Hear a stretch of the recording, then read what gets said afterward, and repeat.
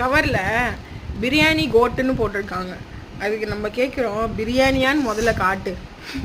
பக்கோடா பாய்ஸில் பிரியாணி வாங்கியிருந்தாங்க. அந்த எலும்பை பார்த்தீங்கன்னா நீங்களே ஷாக் ஆகிடுவீங்க. இப்படி ஒரு லெக் பீஸை இத்தனை வருஷத்தில் நான் பார்த்ததே இல்லைன்னா பாருங்களேன், யாரோ சாப்பிட்டு வச்ச மாதிரியே இருக்குது. இதை பார்த்ததும் எனக்கு வந்துச்சு பாருங்கள் ஒரு கோவம். 150 ரூபா ஒரு பிரியாணின்னு, சாப்பாடும் இல்லாமல் பீஸும் இல்லாமல் தொட்டுக்க எதுவுமே நல்லா இல்லாமல் கேவலமாக இருந்ததுங்க.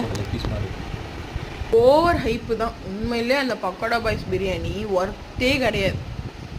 நார்மலாக நம்ம வந்து சின்ன சின்ன கடையில் சாப்பிடுவோம்ல ரோட் சைடில், அங்கேயே கொஞ்சம் நல்ல அரோமாக இருக்கும்.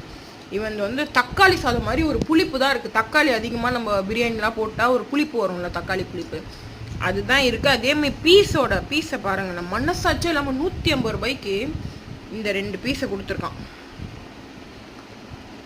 டேஸ்ட்டும் இல்லை, ஒன்றும் இல்லை, ஓவர் ஹைப்பு, ரொம்ப ரொம்ப ஓவர் ஹைப். 150க்கு ஒர்த்தே கிடையாது.